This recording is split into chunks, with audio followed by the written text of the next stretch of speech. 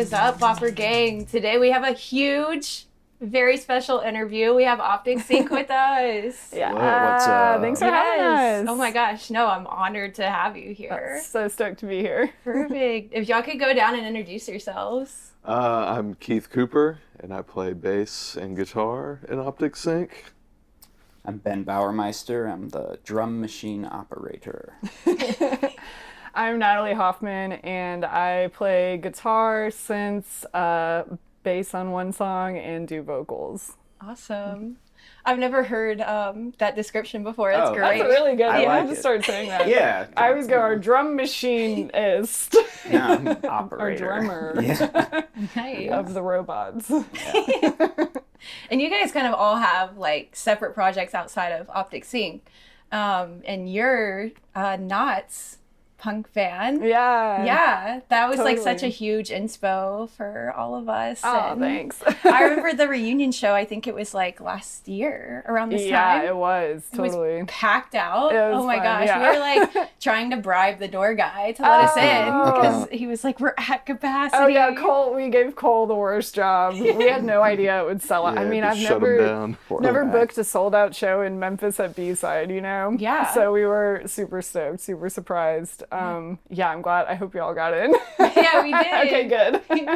But that was so impactful for the scene. How did you transition to this project and what inspired you to make Optic Sink? Yeah, well, so I started playing synth and knots in like 2018 or 19, maybe even 17, I can't remember, somewhere around there.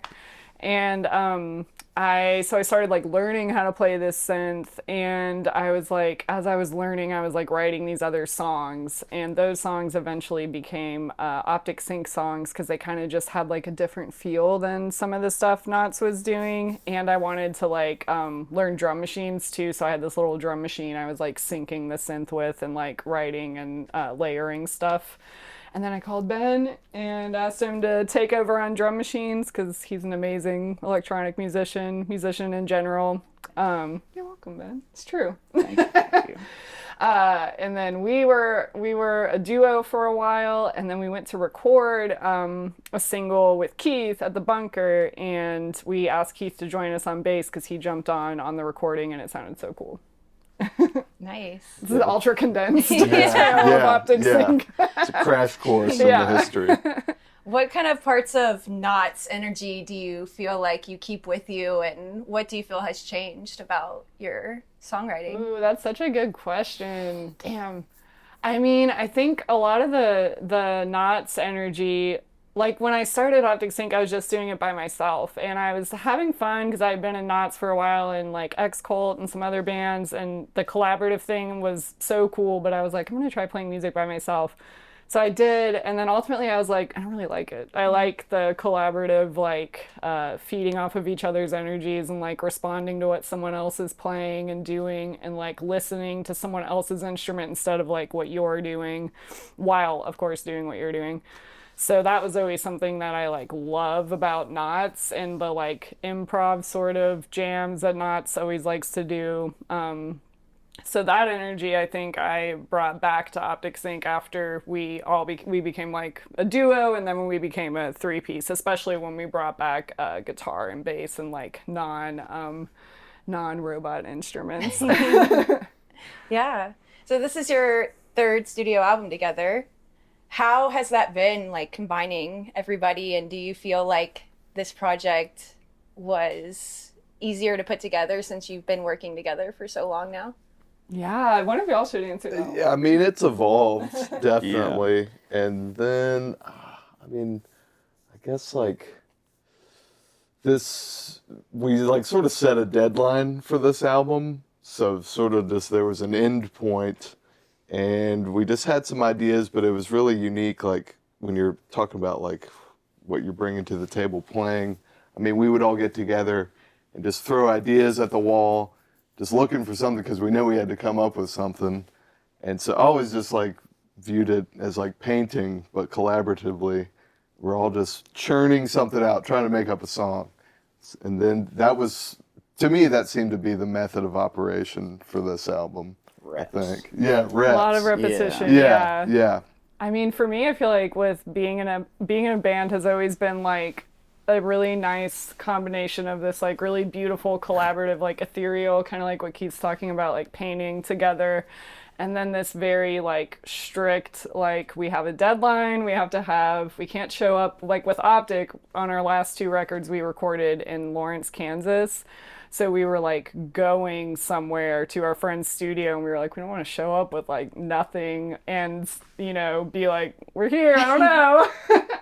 So it's this combination of like all this ethereal, beautiful collaboration and also having, for me, I have to have like a timeline and a deadline and something to sort of like organize all this stuff that is really exciting but can be kind of hard to wrangle. Definitely. And I feel like especially being such a well-established band and having a really large fan base here, it's like you do kind of have to balance that pressure of, well, we have to get something out soon or versus the creativity. So how do you kind of manage that?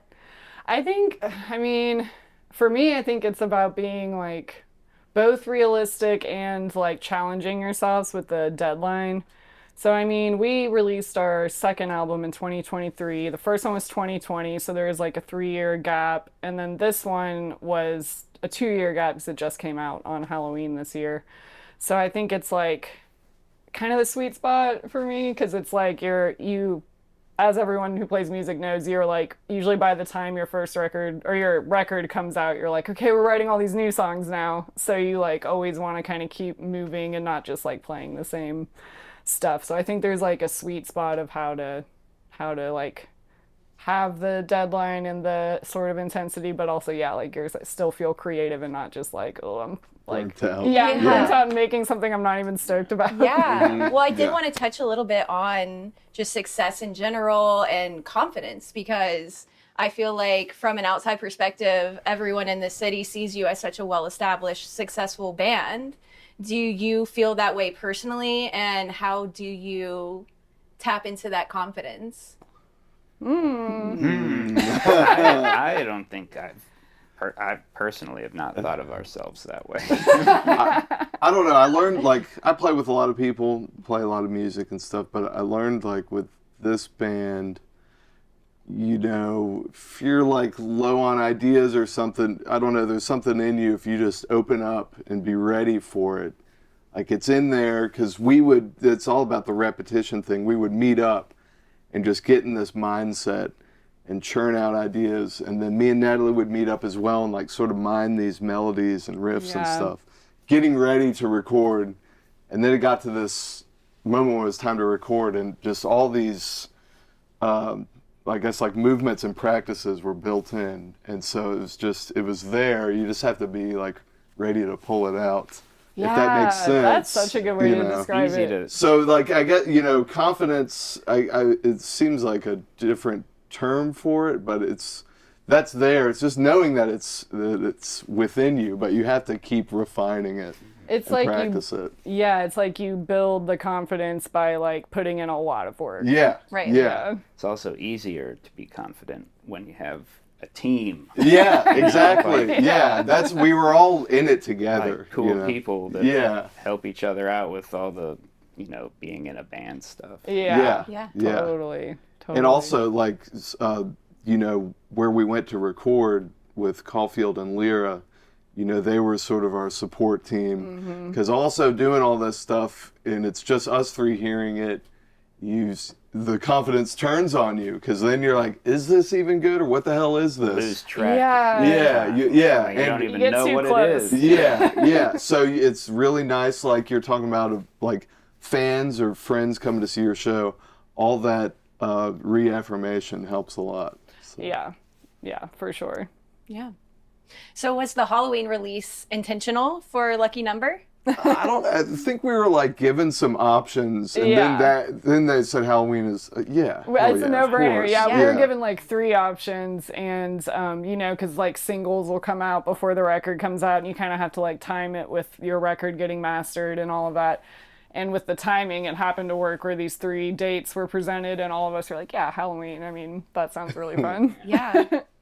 Well, I instantly pictured like a 70s like horror slasher film. Yes. Like, Ooh, I love you know, that. it cuts to like a zoom in of some kid on a bicycle and it's like the pedals and like Yeah. the leaves are going by. Yes, okay. Yeah. We needed you on our promo campaign. Yes, oh my God.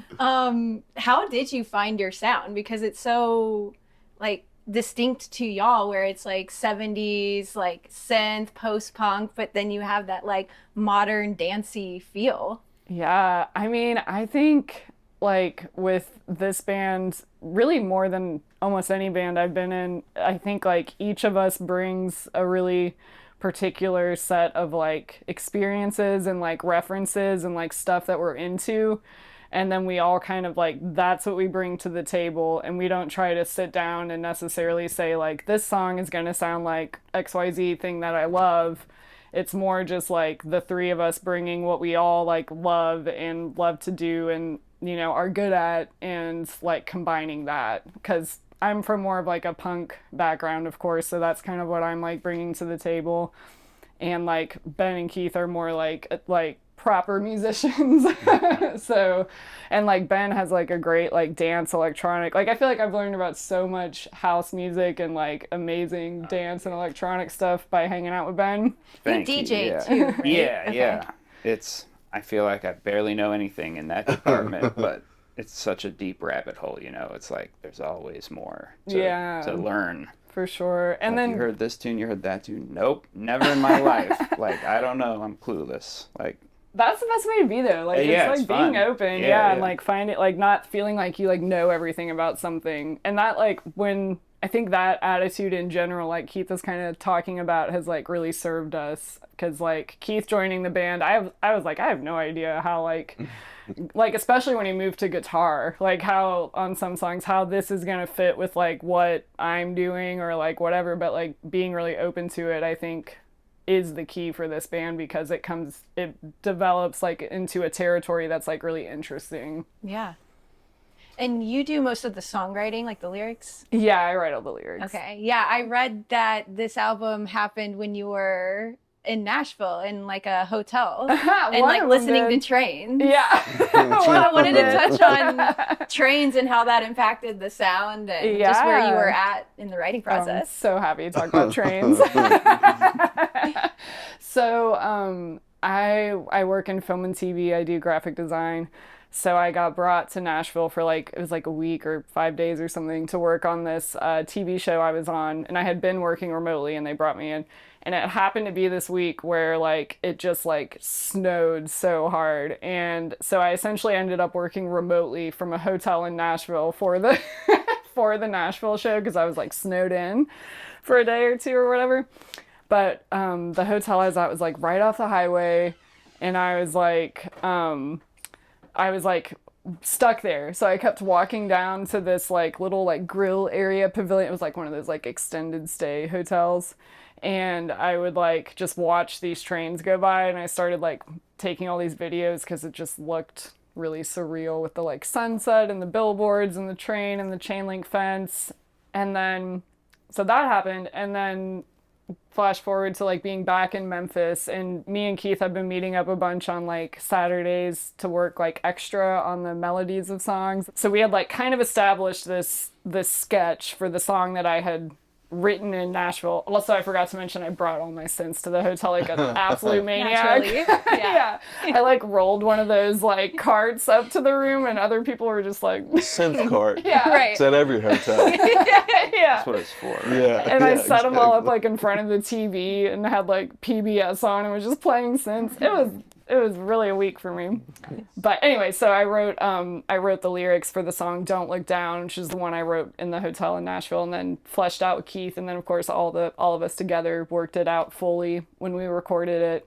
I wrote the lyrics by like watching my little train videos I took while I was snowed in, and like kind of free writing and thinking about all that. Absolutely.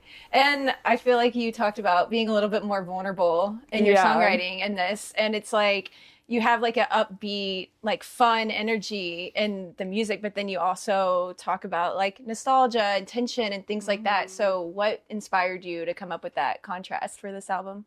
I really just wanted to like push myself lyrically. Like, I feel like in past albums with like Knots and with Optic, I've kind of relied heavily on like imagery and kind of like a sparseness in the lyrics, and I like that. It's not necessarily like a one is better than the other, but I feel like for myself, you know, the things that I'm super influenced by, like Leonard Cohen or something, like, or like The Cure, like just like poetry in a song pretty much. So I wanted to start like pushing myself maybe to be a little more open about some of like the experiences I'm having, or like, I don't know, like thoughts about like isolation and like how we like connect with each other, or like feeling a strong connection for something, or feeling like you really want something, or like, I don't know. I just kind of wanted to synthesize all these like kind of loose thoughts in my head into like a more open like place than hiding it all pretty deeply behind like more sparse lyrics, I guess, which is what I've done in the past. Yeah. And you're like a visual artist, you do graphic design. How does that affect like your music? Do you think about visuals and like the full world while you're writing, or does that come after? Yeah, I think I kind of like go back and forth between all of it. I think like a lot of times if I'm like working on lyrics or something, I'll have like a truly psychotic notes app, like, or notes, my notes app in my phone is like truly psychotic because it's just like lyric ideas. It's like stuff that just says song called and then like a list. And then it'll be like a similar thing for design. So a lot of times when I'm like thinking really hard about lyrics, like stuff about design will pop into my head and I'll have like another list for that. Or like I'll have all this stuff saved online, of course, and just like kind of constant, it's all constantly simmering in there. So I just have to like catch it when I can. And I love the visuals that you did with Mickey. What was that like working with low budget? Mickey rules. That was so fun. That was awesome. Yeah, it was such a good day. It was hot. hot. So It was hottest so day hot. of the year, I think. Yeah, it was a really funny contrast because the song was written while I was snowed in, and then we did the music video on like one of the hottest days of the year. We had to look all slick and cool, but it was a great experience. It was awesome, and the video turned out amazing.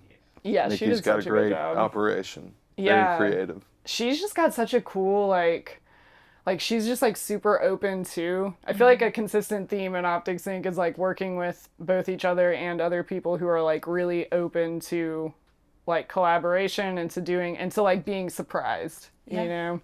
And Mickey's really, really good at that. I feel like she's very like on her toes, very like just like her artistic vision is very inspiring and very like you can tell she's always thinking about it. Absolutely. And I feel like she does such a good job of meeting the other person, like where they're at, and like keeping her style, but also like what the other person's vision is as well. Yeah, because we experienced this before with our last album, and we had a video made with Noah Miller, and then with Mickey as well. It's like we put everything into the album, so we're sort of like out of ideas.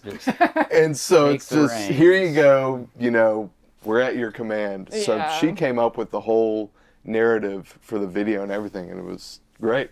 So, it was really cool. That's awesome. She even incorporated like the videos I took from the hotel into the like concept. She like wove it into the video, which was really cool. That's so cool. Yeah. So how do y'all blend? Because you guys have such intricate, like detailed sounds going on top of the songwriting. So how do you guys kind of blend when it comes to the songwriting process? Oh, we just let her take it away. You know? I feel like a lot of it just comes out organically during practice. Like, this would sound cool there, or like a little, like, that kind of referenced this or that, and then like try to hone it a little bit, and then just like layer after layer, more and more details emerge. Yeah, lots of voice memo recordings. Yeah. Then referencing the demo recordings and then making fancy demos sometimes. Yeah, we're fortunate to practice in a really cool studio space, so we recorded like fancy demos of this record. Yeah, we're able to refine it, because like you can play it, but it's a lot better to record it and then be able to sit and listen to the playback, listen to it in full, and see what's missing or what's too much, stuff like that. Yeah, it's a lot of editing. And on this record, we were fortunate to work with Greg Cartwright on he like came to a couple of our practices and just kind of like listened. He's another person who has a very like, I've always felt really inspired by how much he like listens. So he was just like in practice with us, like listening, and then he would offer like ideas on like something very specific, like Keith's bass parts, or like something Ben was doing on drums, or like how a vocal line maybe like came in a little later or something. And they were just like these little edits, but they really like brought like specifically Lucky Number. And then he worked with us a little bit on the song construction. I feel like they really like kind of snapped those songs into focus. It's so crazy how like one or two little details can make such a huge like impact like that. Oh, for sure. Yeah, it's kind of everything, honestly. Yeah. Yeah, it's the kind of stuff that, like, when you're building the song from scratch, and it's like, you know, you also are on a deadline, you do what you can, and there are certain details that you might not get to unless you had like another 6 months to work on it or something. And I feel like what Greg was doing was just sort of like having an outside perspective, and he was able to just like focus in on some of those like, you know, polished details that we might not have gotten to ourselves. I especially feel like having like machine-based music and stuff like that too, it can be, you can get to a place where it's like, where do you stop refining it, or like what, like how do you know when a song is done? Or Ooh.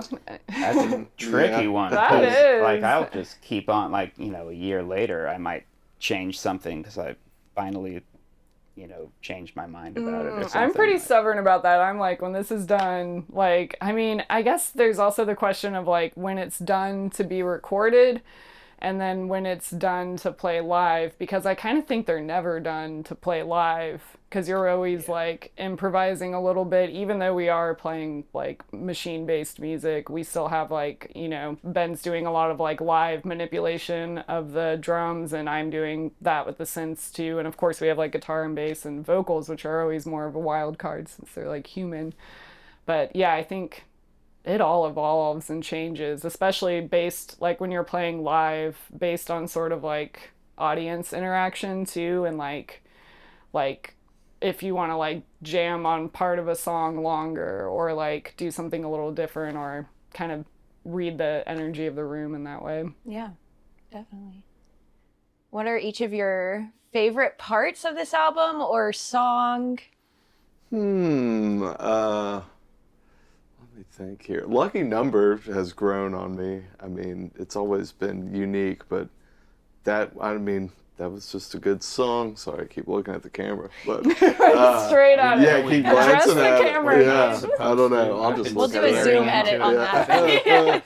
Zoom right into this, like a slow one. Yeah, I don't know. That one's like unique. Don't Look Down is really cool. This is when I could just analyze every song, really. I'm a fan of Construction, personally. Yeah. I feel like that one snuck up on me. Yeah, that one might be my favorite. Construction was interesting because we started writing that like, It's a long journey. it's been a long journey. Yeah. That might have been like the first song, sort of when we finished Glass Blocks. That was maybe our first foray into like new material. Yeah, well, maybe. Luxury of Honesty, I think, was. Oh, yeah. So that's one of my favorites on the album, because that used to be, that one came up really organically, kind of like what we were just talking about.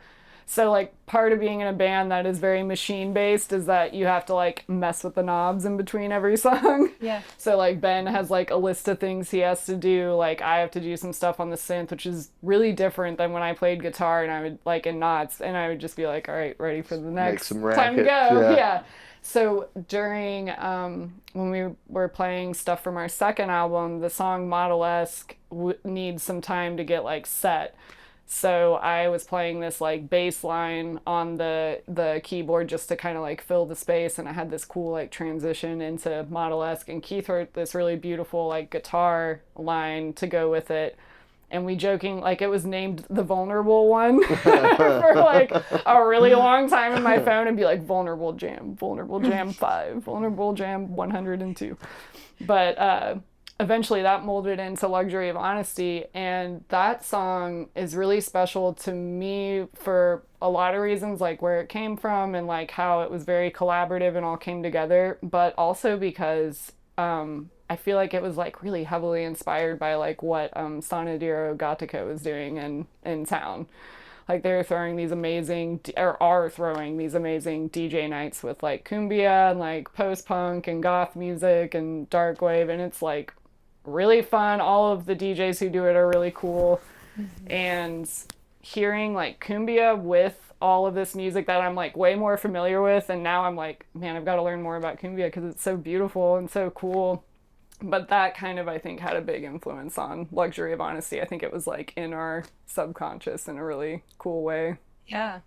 I love hearing like different inspirations from things because I mean, I love sonidero too. And it's so funny because I'm sure they probably would have no idea that you guys would be influenced by their like events that they throw. It's definite reaction. Yeah. Oh, yeah, absolutely. Because we love clubbing. You know? That's also why the album sounds the way it sounds. Because we like the nightlife. Wait, you're actively a clubber? I am. Where do you go clubbing? Oh, where was I? I can't even keep track. I'm just out. I'll be there. Just let me know. What's your favorite part about clubbing? Well, the luxury of honesty that's involved in clubbing, you know.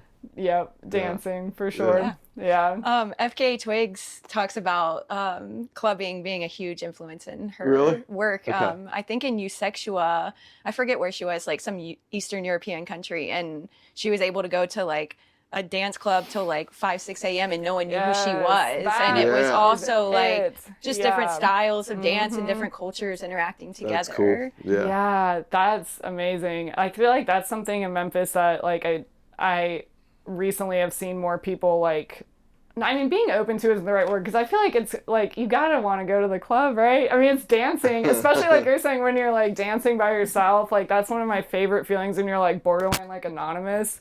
Like I had that experience at sonidero, the last sonidero gótico that I went to, where I didn't really know anyone around me, and I was just dancing, and I was like, "This is great. This is so the cool." Music. Awesome. Yeah, and like everyone was there, but I just happened to end up like in a different little pocket, and it was just like so cool. Well, in New Orleans too, we kind of did that. We went to that bar that was like had a really cool like techno night, and it was just like fog and one really cool light, and just like losing yourself a little. It's a big DJ collective down there, and we went straight to there after the show and just stared at the red lasers. Well, it was fun. Well, Ben went straight up front. Ben went straight up front. Ben likes to go straight to the DJs, which I really appreciate. Hold on to the sub and try not to get close blown my away. eyes. Yeah. Who's the biggest dancer? Maybe Probably Ben. Ben. Yeah. I don't want to brag or anything. Yeah. It's Ben. It's Definitely. Ben. I'll get up there. The most low-key one. Yeah. Oh, Ben. He Ben lets it all out on the floor. Therapeutic purposes. Yeah. Well, who are some other like musical influences that people might be surprised by or that's different than your sound?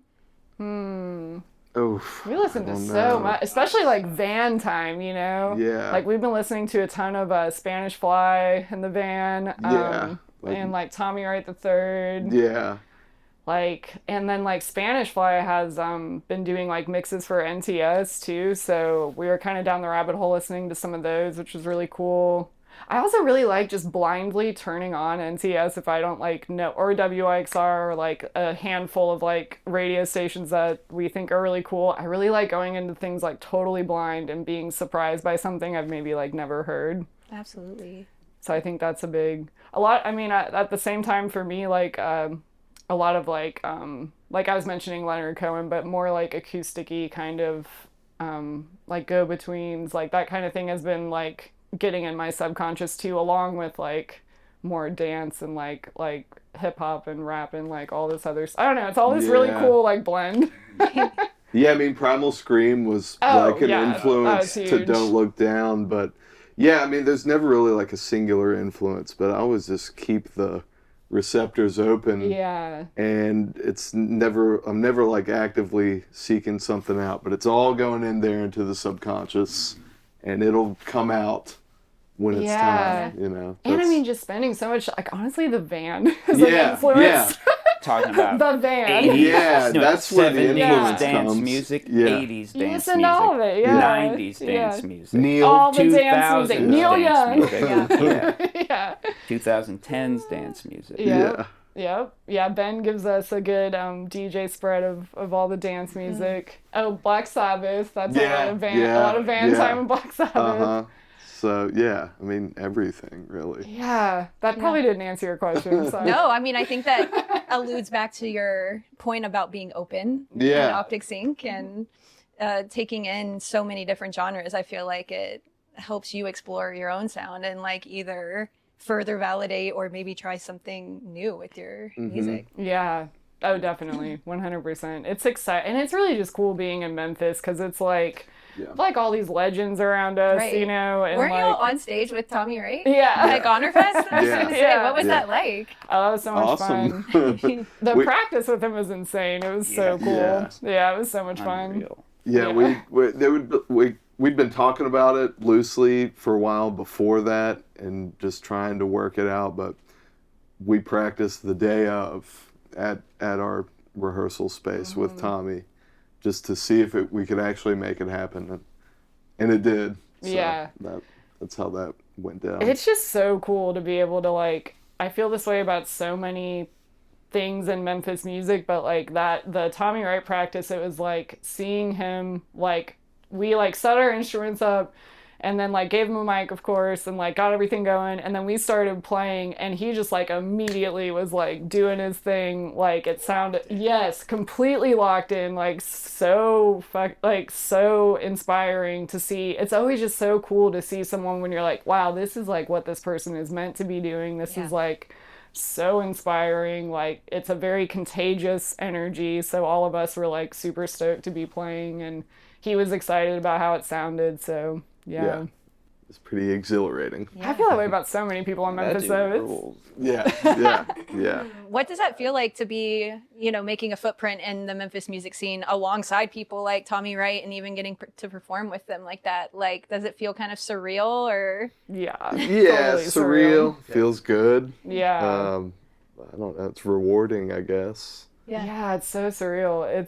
I just feel like we're in a cool time in Memphis music where like it's kind of been the refrain of this conversation. Like more people are being more open about like what the curation of a show is like it doesn't have to be like 3 punk bands playing right after each other, because honestly that's kind of boring. Yeah. So it's like I think, and like thanks to you and what you're doing, and like more like WIXR kind of creating all these really amazing connections, I think we're just in like a really exciting time. We're in like the best time for music creation, where like genres are like kind of blurred and out the window. And I was gonna say, like, I feel like there's so much cross collaboration with even just like the crowds. Like I'll see different bands showing up for each other that are completely different genres and like kind of unexpected. Like my dad, I grew up listening to hair metal. He was in a band called Tora Tora, which is like a local band. Yeah. And so it's so funny, like, because they still perform. I mean, my dad's not a part of it, but they have like reunion shows at Minglewood and stuff. And so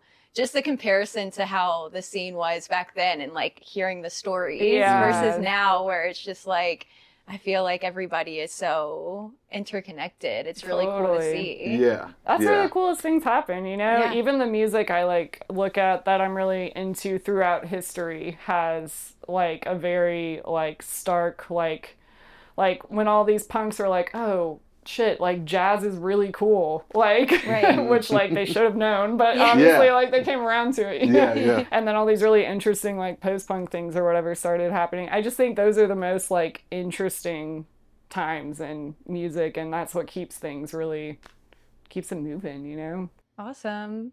And what is it like repping Memphis when y'all like tour, like going to New Orleans and stuff like that? Yeah. Well, New Orleans, that's like an outlier because they're very similar. Total sisters. So when you go there, you're like family or going home. But elsewhere, I mean, it feels feel that good. in St. Louis too. Yeah, I mean, it's all the those river towns. Yeah. But yeah, there's definitely some cities where you're just like, I'm from an interesting place. Yeah.